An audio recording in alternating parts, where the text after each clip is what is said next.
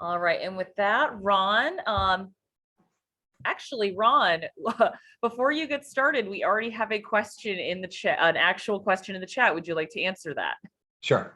All right, this question, it says, I think I found jumping worm poop when cleaning out one of my raised beds. Any advice on what to do? All right, that's a really great question.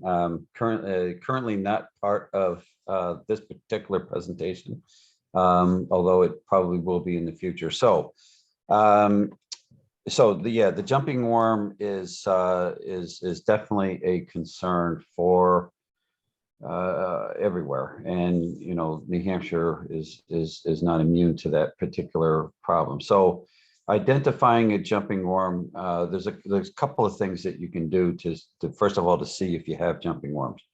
The first is to take a bucket of water, put in several heaping tablespoons of mustard powder or mustard seed, and dissolve that in, and then pour that in the area where you think that you might possibly have jumping worms. And what that does is it aggravates the worms, it brings the worms to the surface. It doesn't harm the worms, it doesn't kill them, but it aggravates them and forces them to come to the surface. Now, it does this for both the good worms, the earthworms that we want to have in our soil, as well as the jumping worms, which are the problem. And so now you have the worms that have come up to the surface, and now you can look to see whether you have jumping worms or not. So to identify the jumping worm is pretty simple and pretty easy. So the differences between the European earthworm that we want in our gardens and the jumping worm that can be so destructive is first of all the clitellum, and that's the band that's around the worm, a little bit below its head. On the jumping worm, the band will go all the way around the circumference of the worm. On a European worm, it only goes part way around. On the jumping worm, that clitellum, that band, is level or even about the same thickness as the rest of the worm. Whereas on a European worm, the good worm, the band is a little bit raised. And then finally, the band on the jumping worm is kind of a whitish, grayish color, where on a European worm, the good worm, that band is kind of a pinkish color. So when you see those three distinctions in the worm, then you know you have the jumping worm. Now, I will say this, and I don't want to downplay the damage that the jumping worm and why the jumping worm is an issue, but really in our home gardens, the jumping worm doesn't have as much of an impact as it does in the woods and the forests and the areas around your home or in the forest in general. And the reason why I say that is what the jumping worm does and why it's a problem is that in the woods or in the forest, the jumping worm consumes that organic layer. So as the leaves fall down from the trees and over time creates this rich organic layer around the trees. And so as the earthworm voraciously consumes that organic layer, what it does in doing that, and then in the castings that the worm leaves behind is kind of a granular coffee-like substance. And so what happens is that the seeds from the trees are no longer able to germinate because they're not getting the correct type of soil that those seeds need to germinate to perpetuate the forest. So that's where they're really their impact is really known. So in your home garden, while they're not great to have them, they don't have the same negative effect in your home garden that they do in the forest.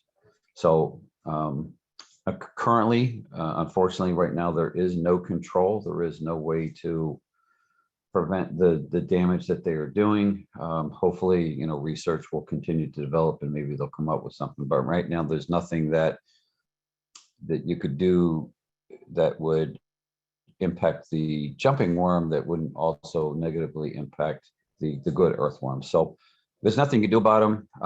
If you have them, you have them. And, you know, until we come up with a solution, you know, it's just, it is what it is. However, the one thing that you can do, if you know you have jumping worms, or actually whether you know you have jumping worms or not, if you are like most gardeners, we like to share our plants with fellow gardeners. If you belong to a garden club, your garden club probably does plant sales, where they ask the gardeners or members of the club to, you know, divide their plants in the spring and then share those plants and sell them at the plant sale. And that's a very common thing. So if you're going to share your plants either with another gardener or at a plant sale, the recommendation, the best practice to ensure that you don't transfer jumping worms, and this is whether you think you have them or not, whether to other people and therefore spread the problem, right? So the solution to that would be to completely rinse off all of the soil, right down to the bare roots of the plant that you want to either share or sell at a plant sale, and then put that in fresh sterilized soil. And then you can take the soil that you washed off, put that in a black trash bag, garden sized trash bag, and then leave it out in the sun. Leave it out in the sun for 3, 4, 5 days, so it gets that real baking hot, high temperatures inside that bag. And then you will have sterilized the soil that you took out. You'll kill not only any worms, and of course you probably won't see any worms, but the eggs, which you can't see, they're tiny, tiny, tiny eggs, so you can't see the eggs. But you'll kill the eggs that are in that soil, and you'll effectively sterilize that soil, and then you can use it again back in your garden. So that's where we're at. That's, I know it's not a perfect solution, but it's the best way to make sure that we don't spread the problem to other areas of the state. Does that hopefully answer the question? If not, hit me back. All right. Someone did ask quickly, how much mustard seed do you need again? Well, there isn't a recipe. What I buy the mustard seed in those larger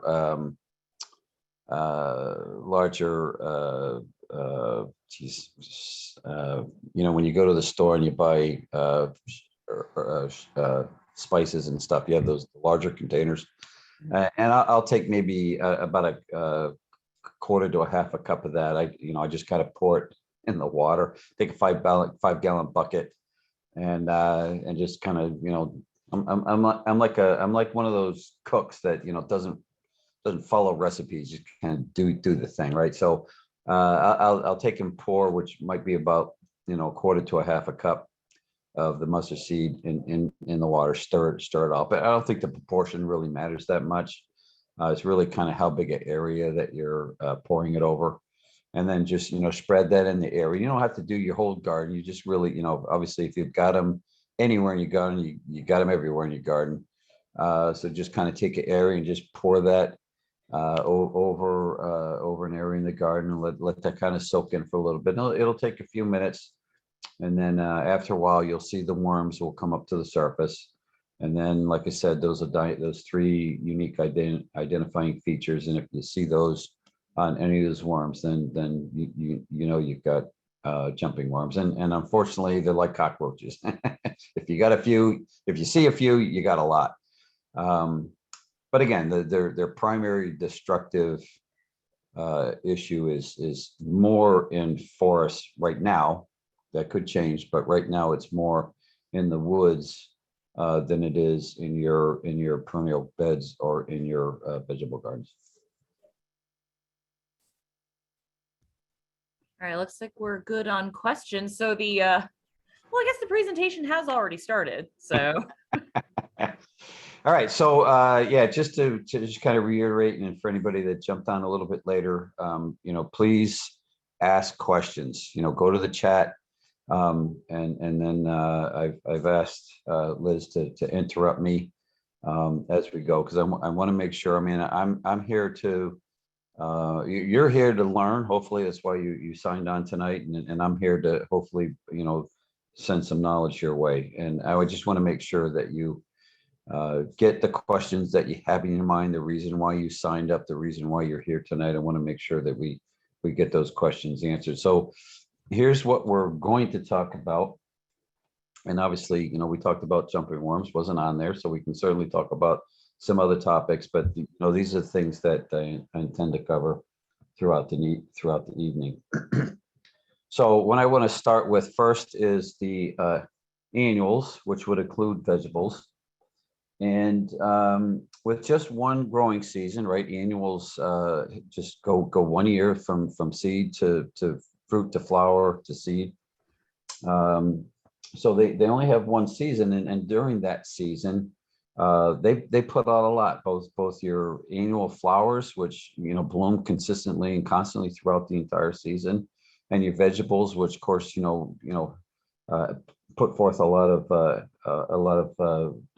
fruit to you, but it requires a lot of energy and a lot of water to and nutrients to make that happen.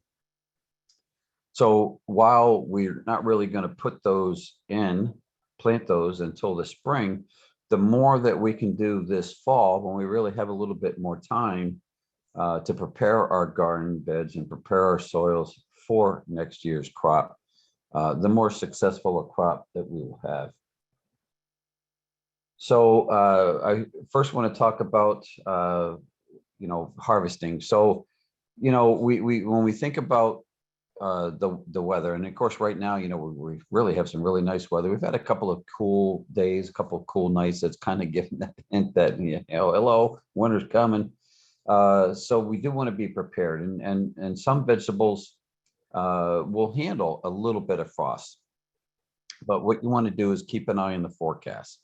And as what I do, my best practice is what I every with this time of year, I look at the weather schedule, the app on my phone every evening, and when I see that it's going to be anywhere below 40, and that could be 38, 39 degrees, although that's still well above freezing, I'm going to say, you know what, I'm not going to take a chance. I'm going to prepare and do some stuff for the vegetables that I'm still harvesting. So I've still got tomatoes growing on the vine. I've got some cucumbers, zucchini, any of the warm season, what we consider as warm season crops.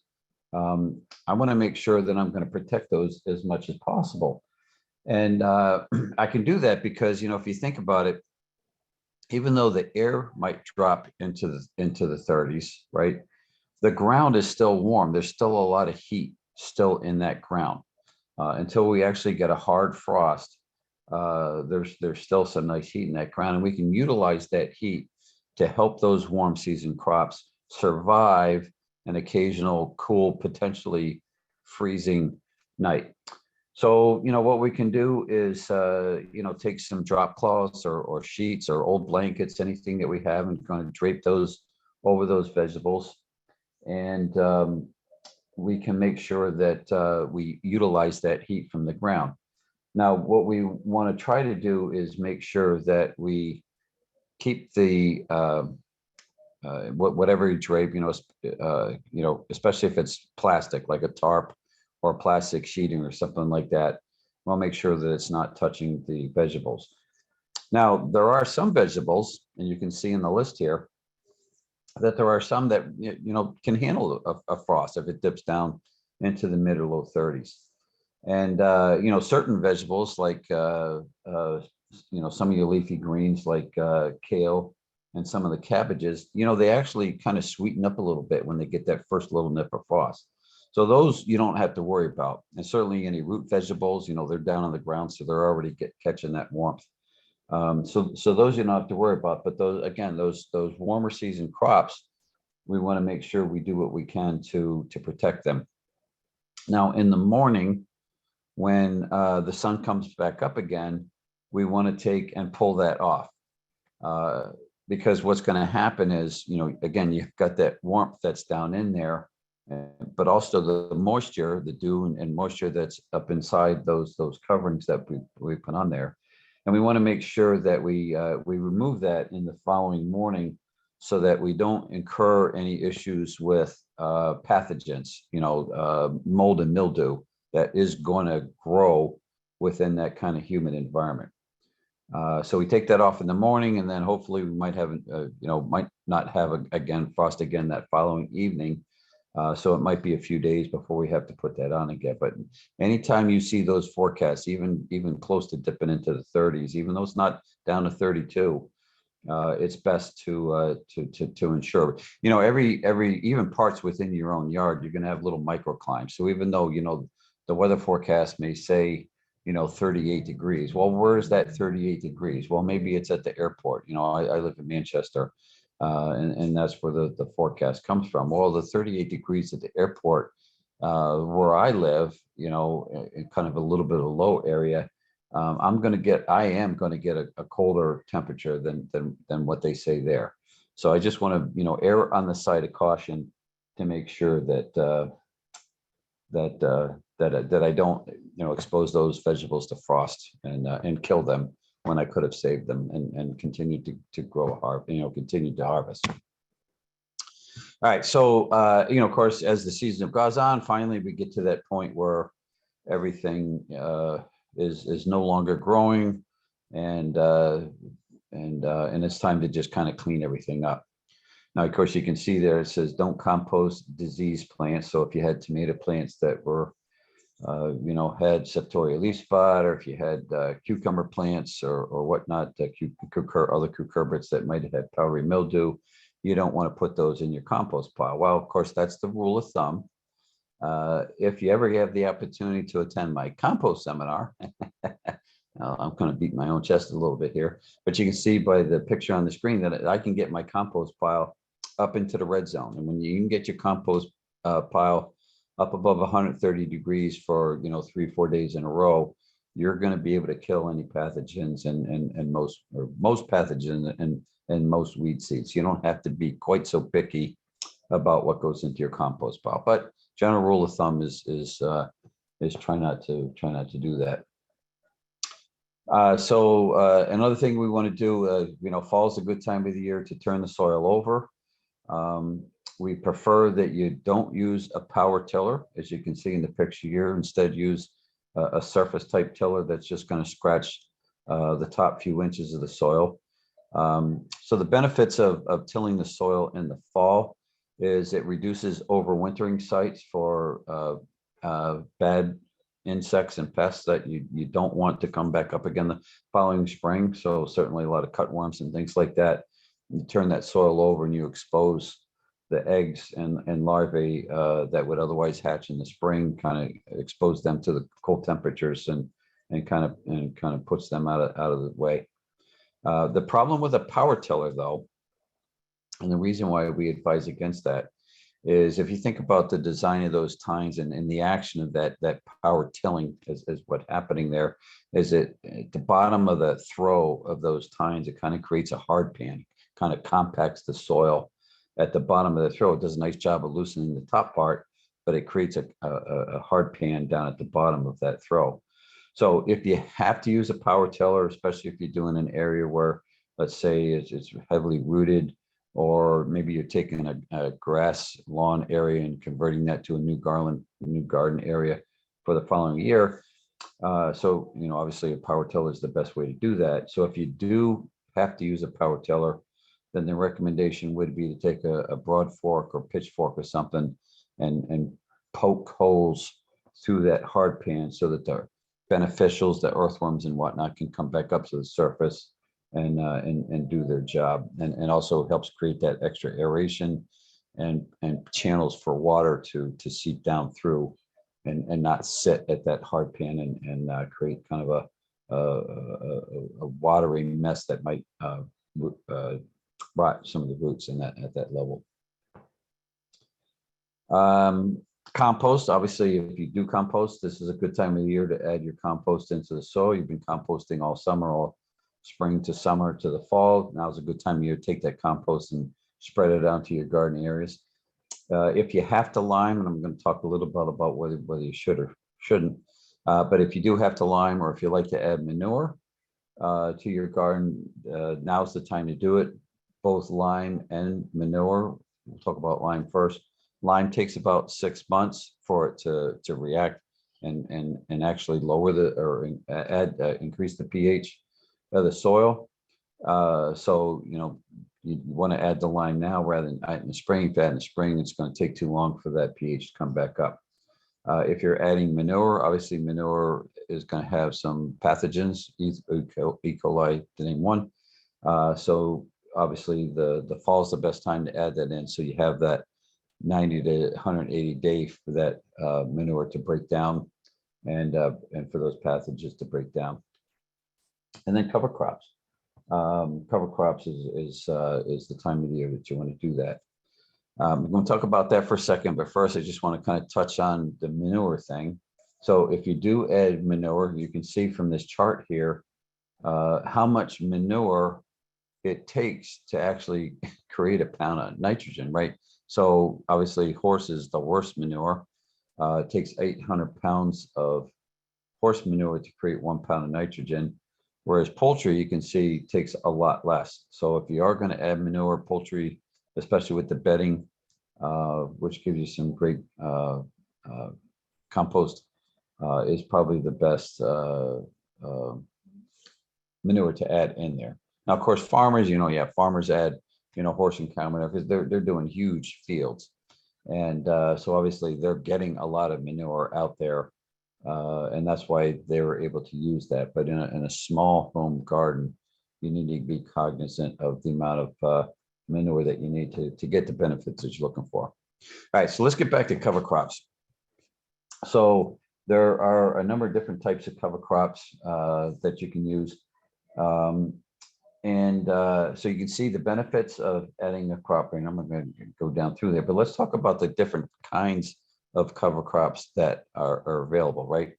So one of the most common is the legumes, so peas, beans, veg, and things like that. The great things about these particular cover crops is that they grow in cooperation with soil-dwelling bacteria, and that bacteria live in nodules on the roots of these plants. And what they do is they take nitrogen gas from the air and they convert it to a form that plants can use. And we call this nitrogen fixing.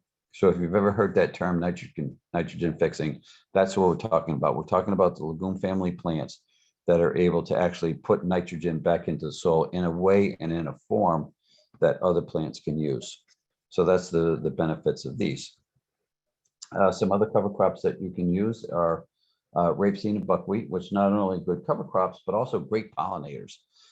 These things produce a lot of flowers, and those flowers obviously give pollinators a great source of food in the late season, right? When most of our other flowers and flowering crops have kind of passed on, they help give those pollinators a food source, late in the fall, which is generally the time of the year that they don't have a lot going on. And then of course grasses, you get several grasses that make good cover crops as well this year. Some cover crops like rye and winter wheat leave behind a rooted mass that can be a little tough to break down again in the spring. And of course they'll come back in the spring. Oats, on the other hand, you can see at the bottom there, they're a cover crop that winter kills and leaves no thick root mass.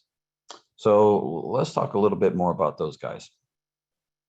So in addition to the other benefits that the other cover crops have that are listed here, the nice thing about the oats is that they winter kill. So what that means is, whereas the other grasses will come back again in the spring, the oats don't survive the winter.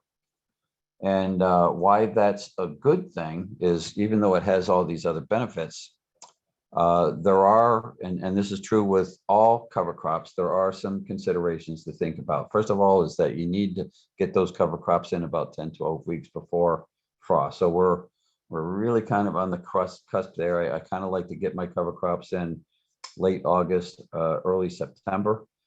So, you know, we're a little late in October, but you can still, as long as we still have a good, decently warm fall, you can still get those in.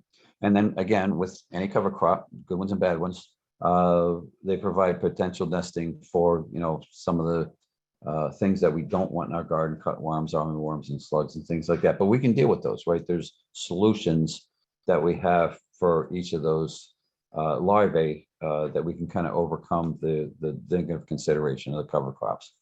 So again, let's get back to why I use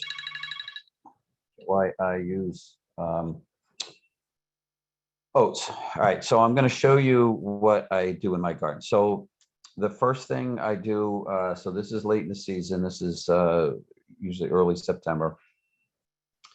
And you know, one thing that you don't see here, right, is you don't see any weeds in my vegetable beds. And you kind of get a hint for how I get around, why I am able to successfully not have any weeds in my vegetable beds as I kind of go through this process. But, you know, here we are late in the season, still harvesting tomatoes. I'm going to show this one particular bed. And, you know, I want to put the cover crops in. So, you know, I still got good producing plants, right? I don't want to put them all out. I want to be able to put cover crops in without getting rid of plants that are still producing fruit. So what I do in my bed is, the first thing I do is I take that weed fabric out. Now, I only use weed fabric in my vegetable beds. Never, ever, ever, ever do you want to put weed fabric in a perennial bed. And the reason for that is when you have that weed fabric in on a permanent basis, as opposed to a temporary basis like I'm having, the fine root hairs in plants and shrubs and trees will eventually work their way up into the holes of that fabric. And then if you ever need to remulch or replace it or add new plants or whatever, man, it is a bear to try to dig through those that fabric, because it's just entrenched. It's really it's now just a part of the soil, but it's like trying to dig through concrete. It's horrible. So you never, ever, ever want to use landscape fabric in a permanent situation. So I take the landscape fabric out. Underneath that, you can see I have newspaper. Take the newspaper out. Underneath that, you can see I have my soaker hoses. Now, obviously, the best way to irrigate plants is at the roots, not on the foliage, because you water the foliage, you suscept yourself to pathogens. And vegetable gardens, again, you know, like I mentioned before, you got septoria leaf spot on your tomatoes, you got powdery mildew on your cucurbits. So the better way to minimize that is to irrigate right at the soil level, rather and not have something that would splash up on the foliage. So now I'm down to the bare ground, and now what I'm going to do is I'm going to put my oat seed down, and it's just regular oats, feed oats that you would buy at, say, Agway or Blue Seal or anywhere that has feeds for animals. It's just regular oats, feed oats. But you want to put it down pretty heavy. The germination rate is about 60%. So you want a pretty good coating. So you can see I've got a pretty good coating of the oat seeds down. And then on top of that, I'm going to put a light mulch. And of course, I'm not going to go back with the newspaper and the weed fabric that I had before, because I want you know, why I did that before. I didn't want weeds to pop through, but now I want the cover crop to germinate. So I put a light coating of mulch down, and the mulch does two things. Number one, it helps keep moisture in the ground, keeps the seeds from drying out. And then it keeps the birds, which, you know, I feed the birds, but I don't want them eating my oat seeds that I'm putting in my garden. So I put the mulch helps keep the birds from pecking all the seeds away. So then you can see after a few days, you're going to start to get some germination. As the time goes on, after about a week, you're going to get some real nice germination. You can see I'm still harvesting crops. You know, a month later, again, I still got green tomatoes that I want to, you know, to turn red and harvest and be able to get those. So it's going to continue to grow. And again, as you know, a couple months have gone by, and you know, still getting good growth. But again, I'm still harvesting. I'm still harvesting my fruits.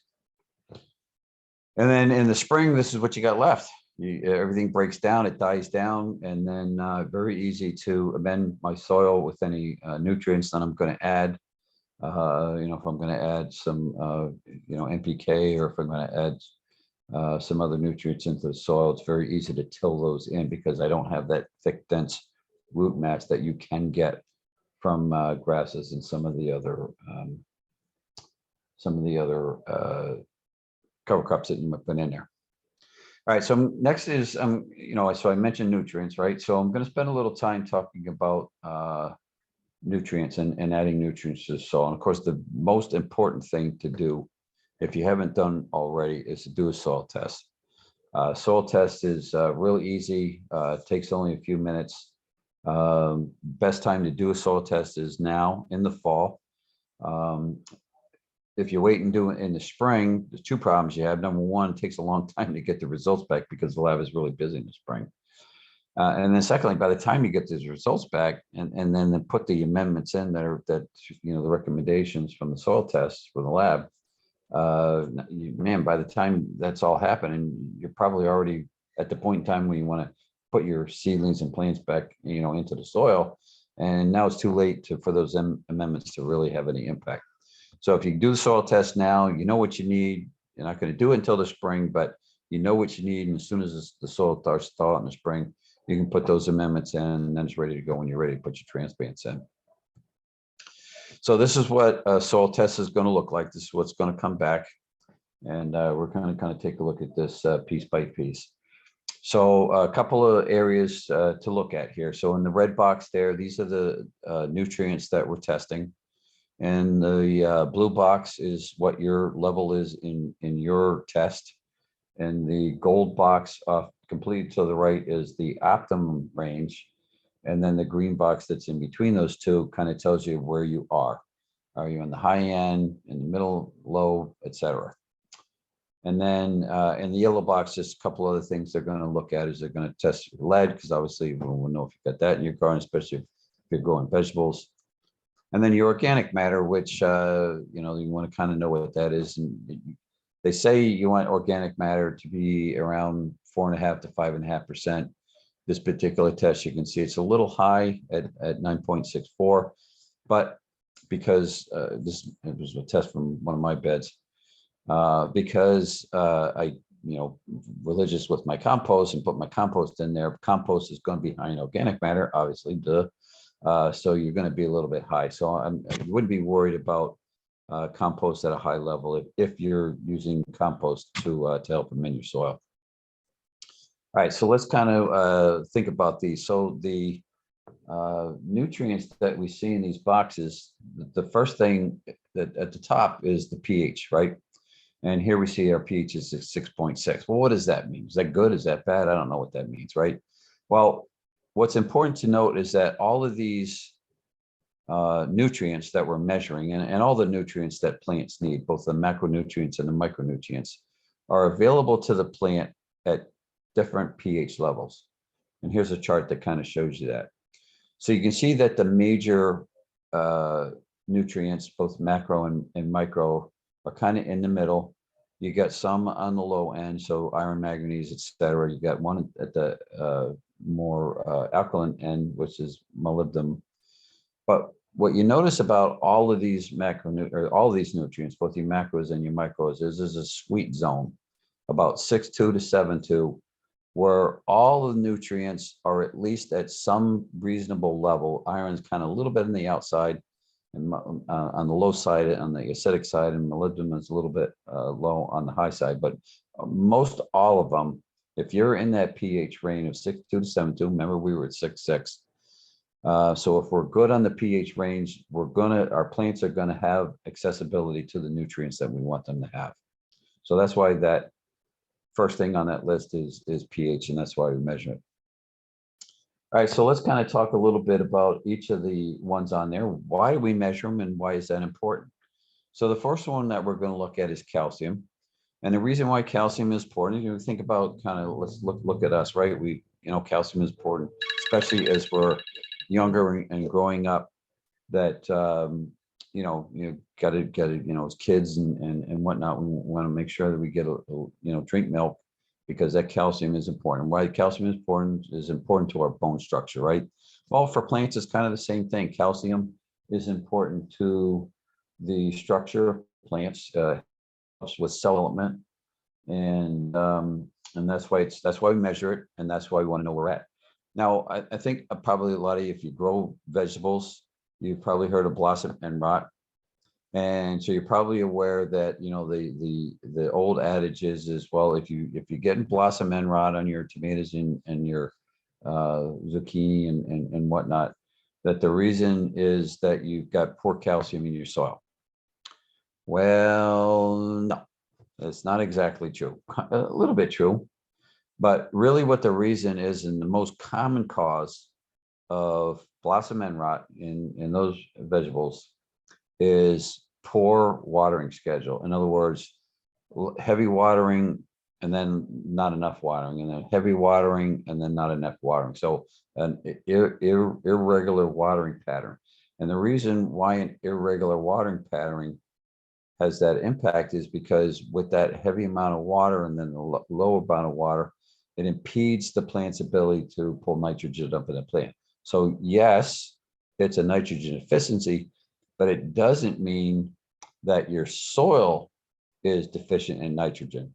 So you can see here that nitrogen is actually on the high side. So I could still have blossom end rot on my plants, but it wouldn't be because I was low in nitrogen. It would be because of an irregular watering pattern. And that would be the thing that I would want to address first.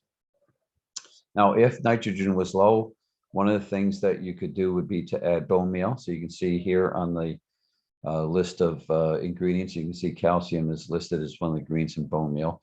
The problem with bone meal is it also adds phosphorus, right? So the available phosphate is also in there. And if we go back and look at our chart here, we can see that phosphorus is already pretty high. I'm going to talk about that in a second, so I'm not going to dwell on that just yet. But a better solution to adding calcium to a soil is gypsum.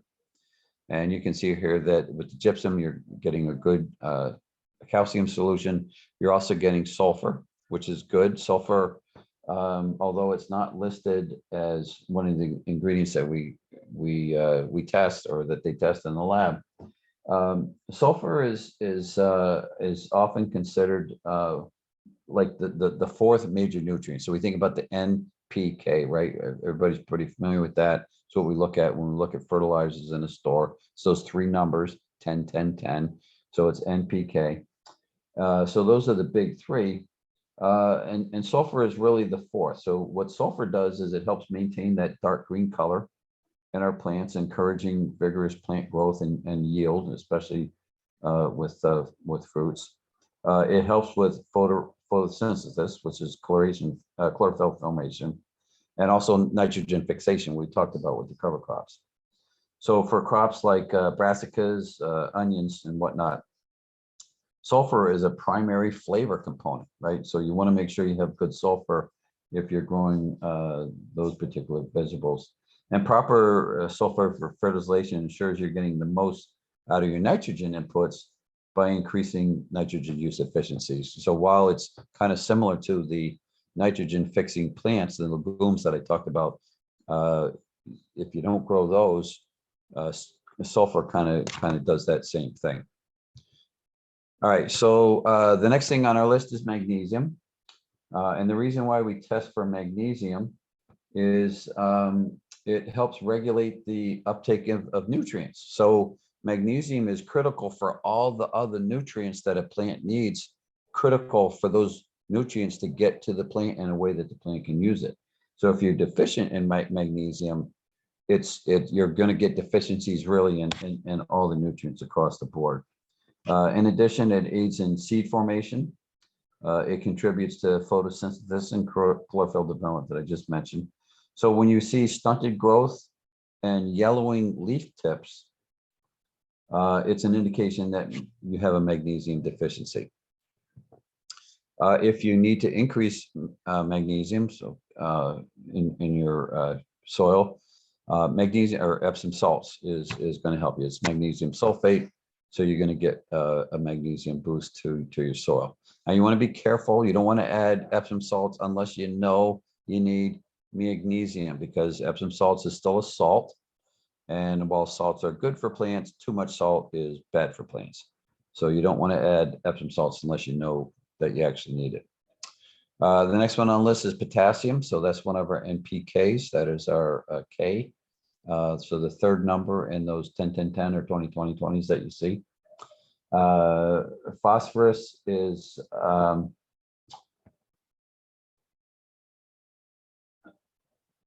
I'm sorry, potassium.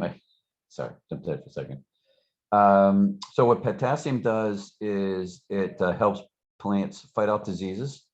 It helps keep them vigorous, enabling them to withstand extreme temperatures. So especially years like we had this year with high temperatures and drought conditions, potassium is what helps a plant ward off that and ward off any diseases that might encroach.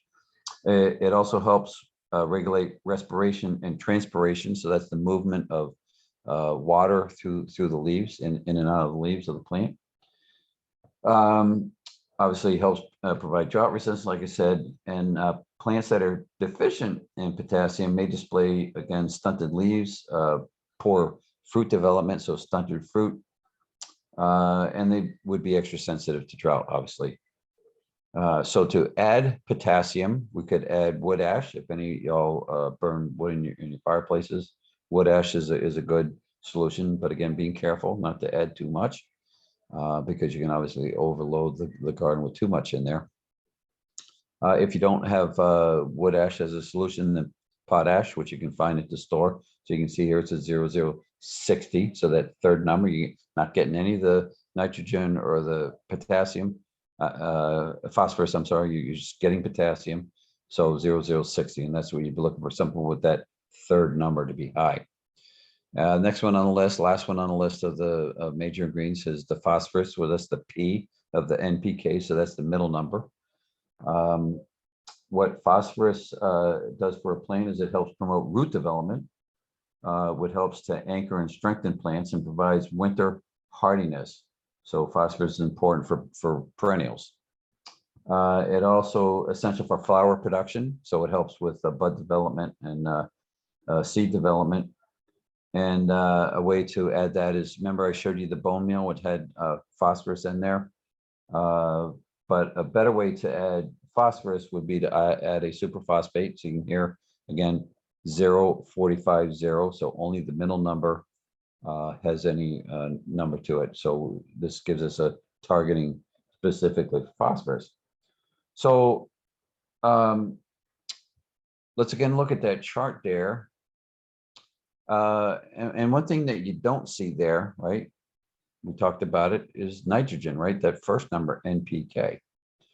Well, geez, nitrogen sounds pretty important. Why doesn't the lab test for nitrogen?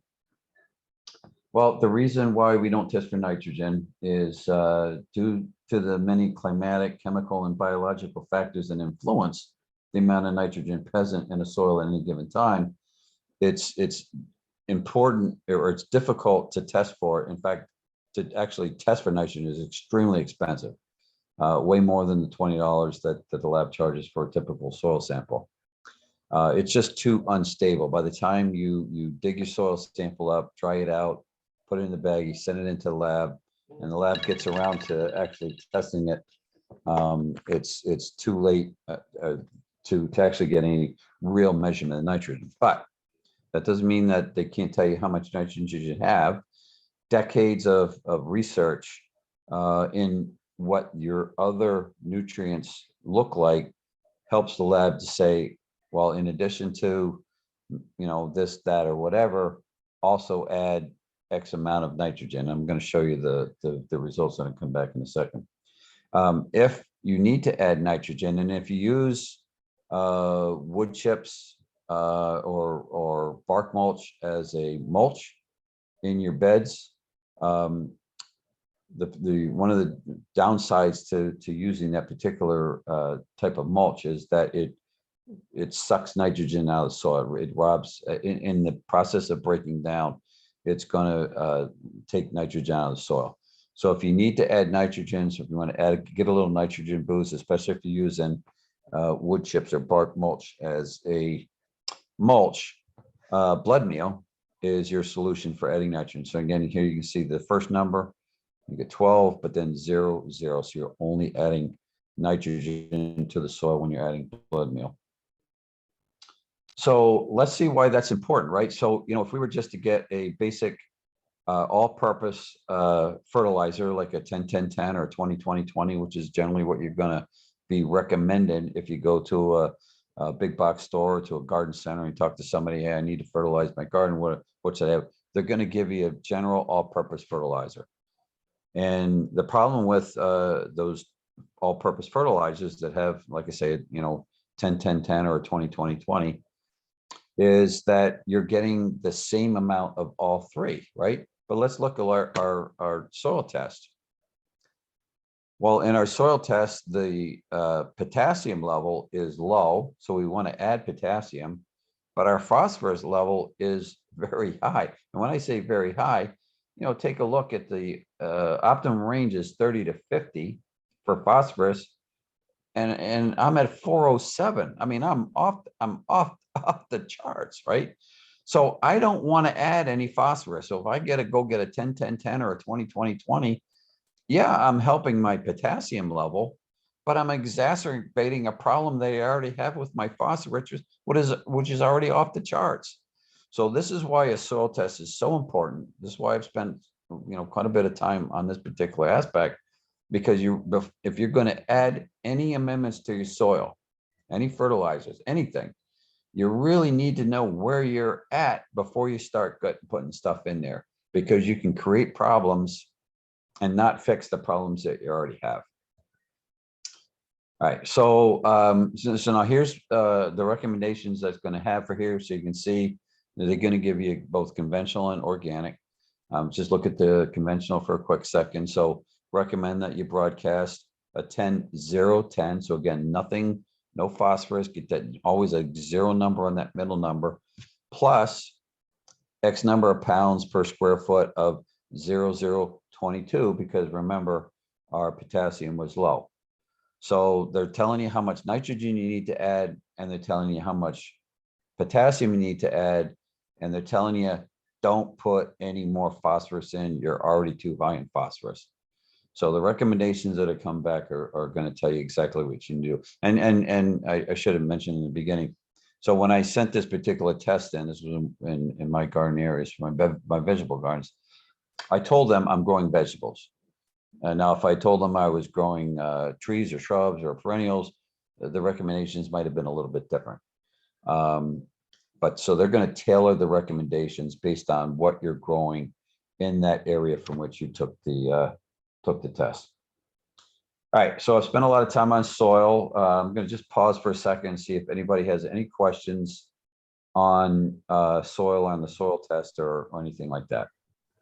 I'm not seeing anything in the chat, but if anybody wants to unmute their mics to ask a question, you can. Yeah, let's do that.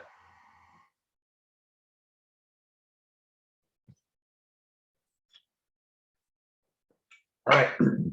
Well, so we have no burning questions on annuals and soil tests. So let's move on to the perennial gardens. And while I would love to say I took this picture in my yard, I didn't. I just saw this picture on the web and I thought, wow, that's a gorgeous representation of a beautiful perennial bed. All right, so let's talk about perennials. So perennials are obviously the plants that come back year after year after year, as opposed to annuals that we just talked about that have that one season to do their thing. And perennials, herbaceous perennials, and when I say herbaceous, I'm talking about plants that don't have thick woody stems like shrubs and trees. So your herbaceous perennials at some point in time are going to just completely die back. And so for those, when the foliage has died back, you go ahead and remove it. What I like to do is stake or pin or put a label in right dead center of all my perennial plants. And the reason why I do that is you know, I said before, you know, I feed the birds. So I like having a lot of birds in the yard. But birds are great gardeners, right? They plant things, right? They poop seeds all throughout your yard and your beds. And so something might pop up somewhere that I don't know what that is. I didn't put that plant there. Well, the reason why I know I didn't put that plant there, because everything that I had the previous year, I've got a stake or a label or something that indicates that I had something there. So when something grows or pops up in an area that I don't have a stake or a label, I know, well, I'm going to keep an eye on that. Is that a weed? Is that a good plant? You know, I want to know what's happening, and pay attention to that, because I didn't put that there. And the best way to do that is to make sure you mark those locations. Now, some plants like Scabiosa and Salvia maintain a basal foliage, right? So they kind of maintain that either deep into the winter, or maybe sometimes it might last through the winter. So, you know, just clip the upper dead foliage, any of the dead stuff that pops up, just being careful not to damage the basal foliage. Now, I do want to kind of point out that, you know, with your perennial beds, you know, it's a gradual process, right? You're not going to go out there one weekend and just clean everything out. And I'm going to kind of touch on this for a little bit. You really want to avoid cutting back your perennials until all the foliage has died off. And the reason for that is plants are amazing things. I must say creatures, not really creatures, but they're amazing. They're the only thing on earth that manufactures its own food.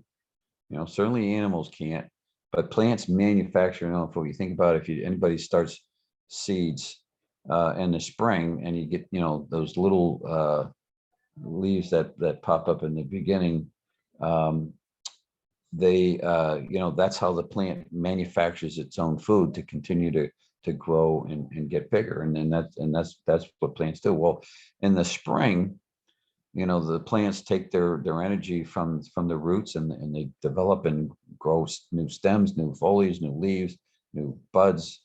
And in the fall, that vascular system of the plant goes in the opposite direction. So we're in the spring, it's going up, now it's going down. What it's doing is it's taking energy from the sun falling on the leaves. The leaves absorb the sun, and they use that energy to create chlorophyll, and then they send that energy down into the vascular system, down through the stems, down into the root system, and they store that energy as sugars and carbohydrates in the root system. And then, of course, the energy they've stored, those sugars and those carbohydrates, is what re-energizes the plant back again in the spring. So the longer you can keep the green, the more energy you're going to store in that plant, the more hardy that plant's going to be for the winter, the better it's going to be able to sustain any deep cold. So you want to keep that as long as possible. Well, if you're like me, and I'm kind of anal with my garden, to me, the browning and the yellowing and whatnot is kind of ugly, and I want to get rid of that. So what I'm going to do is, you see a hosted plant on the left-hand side. It's got a lot of dead stuff, but, you know, and I could, at this point in time, I could take my hackers and go right down to the crown and whoosh, just cut the whole thing off and toss it in the compost bin, and I'm good to go. But if I just take out the dead stuff to kind of make it nice, neat, and clean the way I like it, but leave the green as long as possible, that's going to help that plant store that energy. So here's another example of daylily bed. So the daylilies and irises in this bed. And, you know, two things. First of all, for those that practice permaculture, right, you could just leave that and let nature take its course. And a lot of people do that. Just let it go. Let nature do its thing. For me, you know, one of the downsides of letting it go and leaving it like that is that you're creating a overwintering sites for well, good bugs, but more importantly, bad bugs, right? You're also creating potential for pathogens that harvest them or harbor them in the soil as well. So I prefer to, clean everything up and use my mulch to kind of keep everything clean. There's plenty of woods out behind my yard for the insects to find places to overwinter. So I don't want them overwinter in my beds. They can overwinter somewhere else. So yes, Oh, I was about again, to say, we do have a question and it's about irises. yeah, It go says, ahead. can you cut back Yeah. iris halfway in August into a fan or leave it all until it's dead? It flops. That's the question. Yeah, great question. Great question. So for my irises, what I do is cut them back to within about 4 to 6 inches of the soil, and leave it like that through the winter. So you don't want to cut it all the way down to the rhizomes. You want to give a little bit of leave a little bit of the foliage up. So like I say, I leave about 4 to 6 inches exposed to the winter. Right. So here, what I'm going to do, because I want to clean this up, so I'm going to clean up all the dead stuff, but I'm going to leave any of the green. But then, of course, as time goes on, another couple of weeks later, more is going to die back. So I'm going to clean up more as it goes along. And then, maybe I'll get to a point where I don't get to clean up all of it. The snow comes quickly. Maybe I didn't get to it, but at least I've cleaned up the majority of it. If I do get caught behind and there's still some of the dead brown stuff that then gets covered by the snow. So I didn't get a chance to clean all of it. But by kind of picking at it, a couple of weeks, every couple of weeks, getting a little bit more, I'm kind of keeping it neat and clean, but also, leaving as much of the green foliage there as possible. Fall is also a good time of year to buy perennials. Early enough in the fall. So where are we at now? We're early October. So you could probably still divide perennials within the next week or so, but you want to be a good 6 to 8 weeks before frost should be your cut time where you no longer divide perennials. And all, obviously, they say spring is the better time, and it kind of is, because that's the time of the year where things are growing rather than resting, hibernating. But we're also really busy in the spring. We won't have as much time in the spring as we do in the fall. So that's why it's certainly fine to divide perennials in the fall. And I've divided plenty of perennials this fall. But there's two things when we think about dividing a plant, when we're going to cut down through the crown, like you can see here. You're committing major surgery on a plant. You're cutting right down through a plant and exposing the inside of that plant to potential pests and pathogens that's never been exposed to before. So it's major surgery, right? And if you think about, if you had to go in for surgery yourself, there's two things that you wouldn't want your surgeon to do that we're doing here, right? Now, the first thing you wouldn't want your surgeon to do is to cut into you with a dull knife, right? Because what's going to happen is it's going to take you longer to heal. You're still going to heal, right? But it's going to take you longer to heal, because instead of nice, clean, sharp cuts with that scalpel, he's used the dull one, and now it's rough edges, and it's just going to take you longer to heal. So if we take a file and do a nice, and if I was doing this in person, I'd be able to show you this. So we're gonna have to kind of talk through it. You take the file and just on the top edge, just only on one edge, I use a 10-inch bastard file. So you can go to the hardware store and say, I want a 10-inch bastard file, and they'll tell you. You're not swearing at them. That's just what that cut of file is called. And they'll show you what you need. So you take that file at about a half of a 45-degree angle, and you want to run that down both sides and get a nice sharp edge on your shovel. And the other thing that you want a surgeon to do would be to use the same scalpel on you that he used on a patient before you, right? You want him to sterilize that first. And again, you'll probably still heal, right? But the potential for infections, that now you've got to put a lot of energy into healing that you wouldn't normally have. Same thing with the plant. If you use an unsterilized shovel to do that dividing process, sure, it's still going to survive, but it's got to put a lot of energy into sealing that wound, and to make sure that pathogens and insects don't get into it, where you want that energy to be focused on root development and winter hardiness. So the best way to sterilize your shovel before you cut into a bunch of plants is take a spray bottle with some isopropyl alcohol. Isopropyl alcohol is the same ingredient that's in the hand sanitizers that we've all been using religiously over the last 2.5 years. Same thing, just spray that on there, just a couple of seconds, and now you've got a nice sterilized tool. So again, do you have to? No, plant's still going to survive. But if you take those 2 steps, nice sharp shovel, sterilized tool, you're giving that plant a much better chance of surviving better, allowing it to focus its energy on developing roots rather than focus its energy on sealing that wound that you just created and sealing out those pathogens that is potentially going to be exposed to. Now, doesn't mean you have to clear everything out of your garden, right? So, if you have some grasses, I like to leave my grasses up and not wait to cut them down to the spring. Creates a nice winter interest when the snow falls on them. And of course, some plants have seeds that are great for the birds. So, your echinacea, as an example shown here, produces a lot of seeds. So I'm going to leave some of my echinacea up so the birds can kind of peck away at that, and leave that food source for them.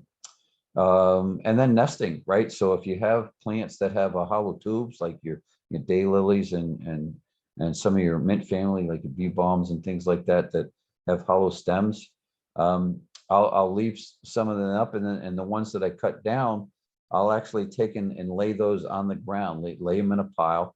And what will happen is the native bees, our mason bees, will then use them for nesting, for laying their eggs. And then in the spring, I'm not going to clean those up until there's been at least 3 consecutive days where the temperature hasn't fallen below 50 degrees. So you have 3 consecutive days of 50 degrees or above. Then by then the larvae of the eggs have hatched. They're off in the wild searching for food and nectar. And then you can go ahead and clean the rest of that up and compost it. Weeds, right? Oh my God. I don't mind, I do a great job of keeping a lot of weeds out of my beds. You saw the vegetable gardens, absolutely no weeds, right until, August and September, no weeds.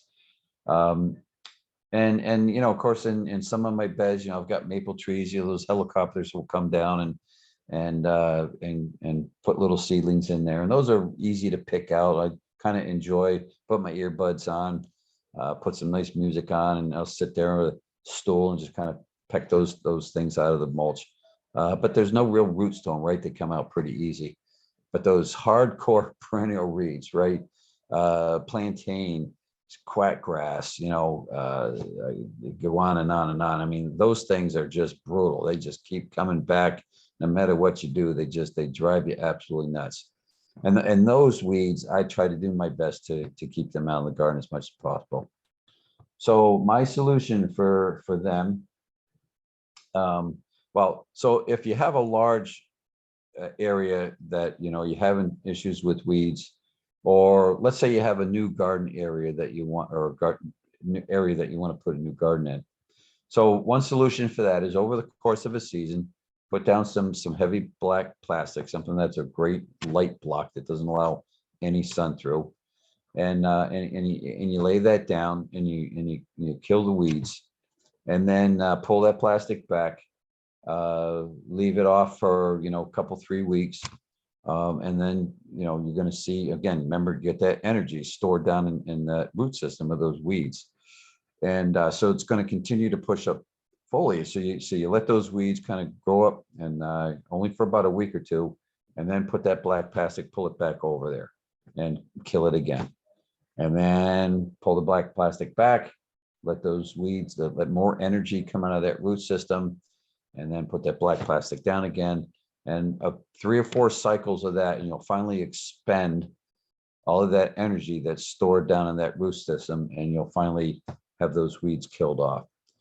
Same thing if you have, like, Japanese knotweed or Oriental bittersweet, it's a solution for those as well. Cover, clear, cover, clear, and that constant cycle back and forth will eventually sap that energy that's stored down in that root system. So another solution, in say your flower beds is what I'm going to show you here. So here you can see an area where we just kind of got out of control. Get some Asiatics in the background. I get some dailies on the side, and I got a blank area. This weed just kind of really got out of control. So I dug all them out of there. Of course, cut off the Asiatics had expired, so cut them down to the ground, weeded out, cleaned out a lot of the daylily in the left section there. And then so I'm down to the bare soil. And then what I'm going to do is take some newspaper. I'm going to paper around. You can see that I left a gap in that back left right hand corner where the Asiatics were. Didn't paper over those. Papered around the daylilies down in the left front corner. And I'm not worried about the ink in the newspaper. Newspapers, although inks used to be very toxic and harmful to a garden. Now the inks that they use in newspapers now are made from vegetable dyes. So even the colored print, you don't have to worry about that. Now I don't use glossy paper. I don't use any glossy print. So I just use regular newsprint and paper that around, then cover it with mulch.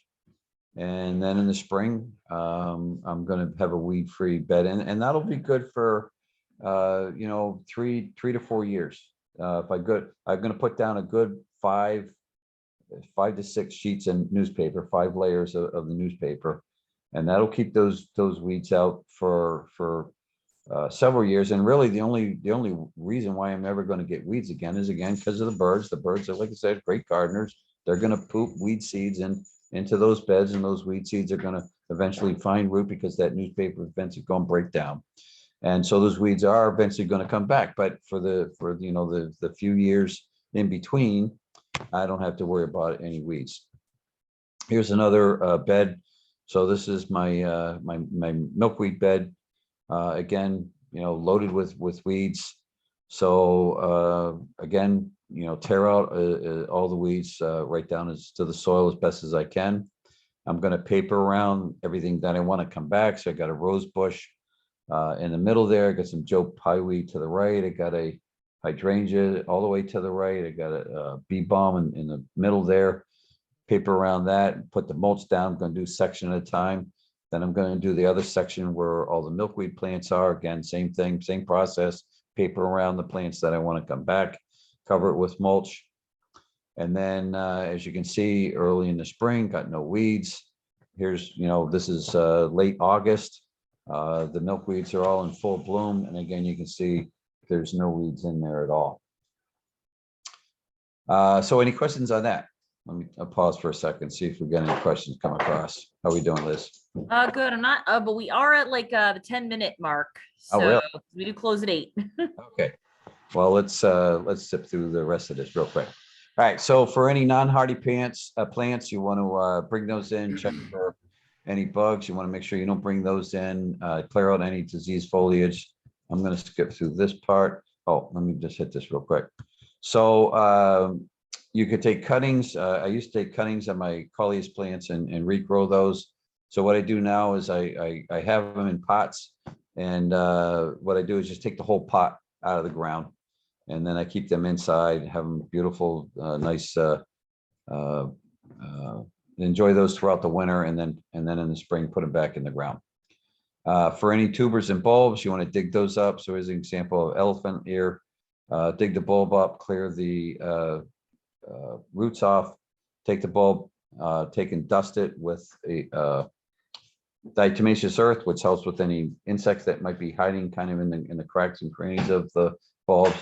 Dust it also with a fungicide, so in case there's any water that didn't quite dry out, the fungicide will help resolve that issue. put it in a box with some peat moss or some sort of, you could use fine wood chips or shavings.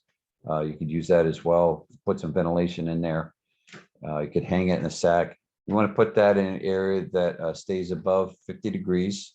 So a root cellar or a cellar, you just want to make sure that it stays about 50 to 55 degrees. You don't want it too warm, but you also don't want it too cold. Plants do require a dormancy in the winter, any plants that you bring inside. So this is a Mandeville that I overwinter, that I had outside through the summer. And when you want to overwinter a plant, you want to make sure you cut way back on the watering. Do not do any fertilizing at all. You want that plant to be able to rest. It might still produce flowers. It might still produce new shoots and stuff like that. But it's going to produce it at a much lower rate. And you don't want to encourage it. You want to give it that opportunity to kind of relax and kind of cruise, as opposed to firing on all cylinders the way that it would do during the summer. Fall's a good time of year to put spring flowering bulbs in. Obviously, you want to make sure you have good bulbs. Choose a great location for according to the packaging on the bulbs. And you could put bulbs into the ground. You want to wait till the temperature has fallen below 50 degrees. You don't want to put the bulbs in when the soil's still warm, because you're going to it's going to start to grow, and you don't want to do that in the fall. But I mean, even if there's a little bit of frost on the ground, as long as you can break through the frost, you're good to go. Obviously, the exclusion for any rodents that you might have. You don't want to do any pruning in the fall. Pruning encourages growth and also forces the plant to put energy into sealing that wound.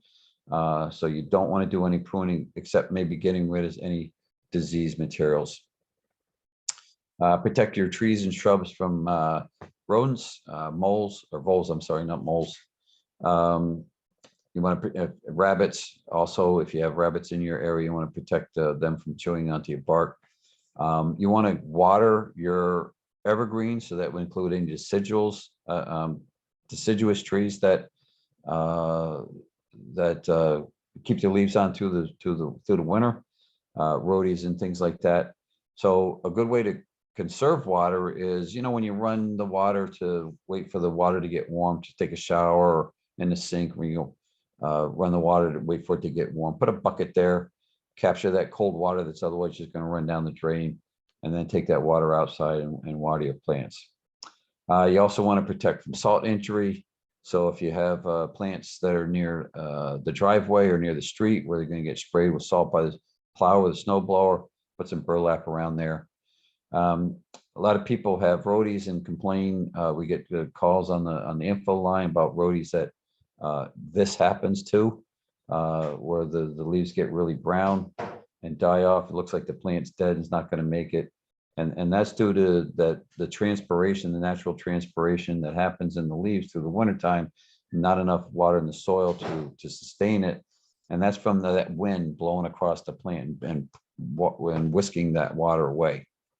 So with this particular plant, what I did, of course, cleaned up all the dead stuff. The following fall, put some stakes in the ground, wrapped it with burlap. Plant still is going to get sun, still going to get any rain that might come. But the burlap is going to keep the wind from whisking so much moisture away from the plant. And the following spring, going to come back and look great. Same thing with trees that have a thin bark, fruit trees, birch trees, things like that might get sun scald. That's that slash on the left-hand side. And that happens on the southwest side of the tree. What happens over the course of the winter is the moisture inside the bark will thaw when you get those warm days. And of course it gets cold again, so it freezes, it splits the bark, exposing the tree to pathogens and insects. So two solutions for that is take what they call tree wrap and wrap that around. You only need to do about the bottom 4 feet of the tree. Or an easier, quicker, cheaper solution is to take white latex paint, mix it 50-50 with water, so dilute it 50%, and then paint the bottom 3-4 feet of the tree. Does the same thing, doesn't hurt the tree to have the paint on there. Again, that wind issue, so you want to put some kind of wind screening for plants that are subjected to a strong wind from a particular direction. Roses, hydrangeas. A lot of people complain about hydrangeas. My hydrangea just doesn't. I only get maybe 1 or 2 blooms. Some hydrangeas bloom on new wood and old wood, but the key there is that they get blooms on old wood. And what happens is the buds on the old wood freeze over the course of the winter and die. So the way to protect that, again, stakes, chicken wire, fill it full of leaves that you're raking up. And then in the spring, you protected those buds, and now you're going to get a lot more blooms. Any cane plants, tall plants that might be affected by the wind, you can kind of tie those in together, kind of make them good and solid. For your grasses, and endophyte enhanced grass seed. If you want to over one of your grasses, endophyte is a bacteria that creates a bad taste for foliage eating insects like chinch bugs and things like that. Other tasks is, clean out your bird boxes, build some bird boxes, build a bat house. Now the fall is the best time of the year. You got a lot more time in the fall than you do in the spring. But you do want to make sure that you clean everything. Soaking with bleach takes about 20 minutes, whereas the isopropyl alcohol acts a lot faster. So that's kind of the difference between the two, just knowing that. But then also, it's important to take a big picture approach, right? How many people would see this crawling around in their plants and get the Captain Jacks out or stomp them if they could squash them? This bug right here is actually the larvae of a ladybug. Beneficial ladybugs, they're good. We want them in our garden. So you want to make sure that you know what's going on. And if you don't know, if you see a bug and you don't know what it is, one of the solutions that we offer among these many solutions that the InfoLine offers is pest identification, pathogen identification, obviously soil testing that I talked about before, answers on growing all different types of things, wildlife. If you have wildlife that's encroaching into your yard, how to deal with the different ones that it might be. How do you do that? Is you have the 800 number that you can see here, 877-398-4769. You can call, talk to somebody between 9 and 4, Monday through Friday. If you have a picture of an insect or a picture of a plant, what's going on with this thing, you can email it to answers@unh.edu.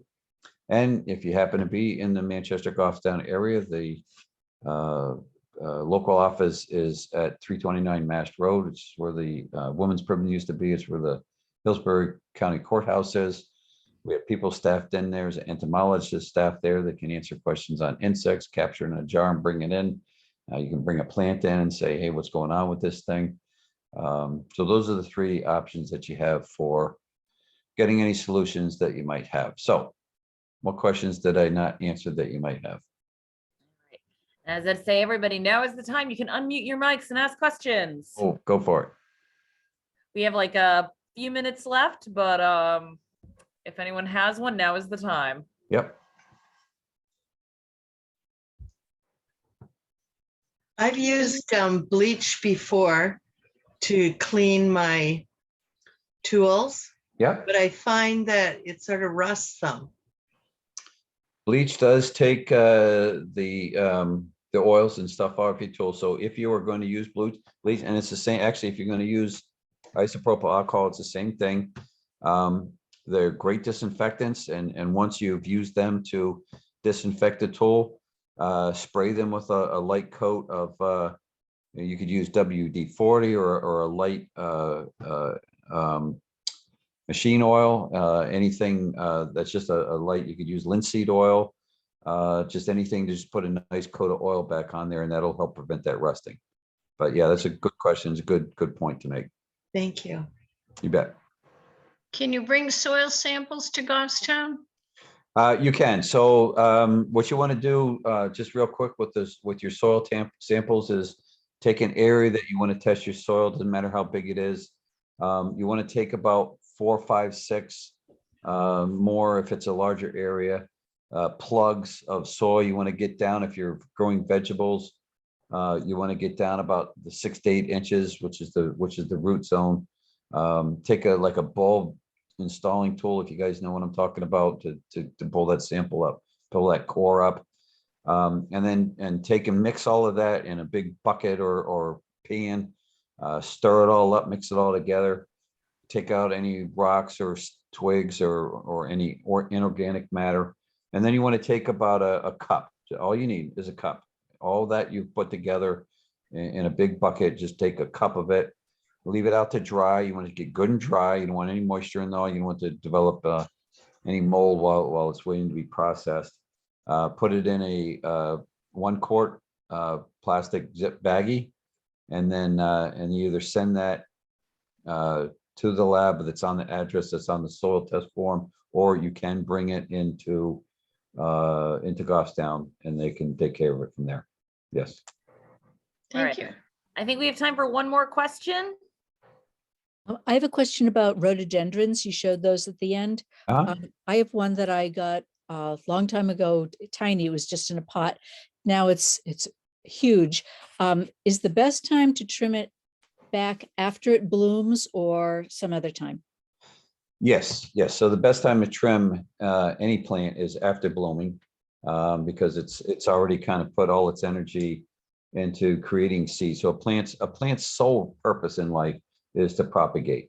So it produces flowers, and the purpose of producing a flower is to produce seed.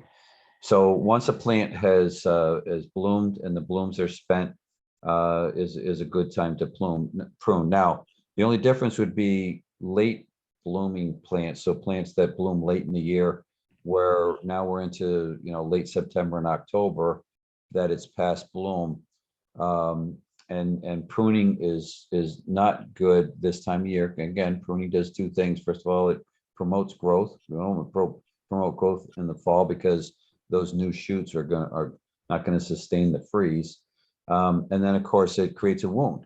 So now that plant has to put energy into sealing that wound, where we want that plant to put its energy into creating sugars and carbohydrates and sending that food down into the root system so it can sustain through the winter. So for those plants, you're going to want to wait and prune in the spring.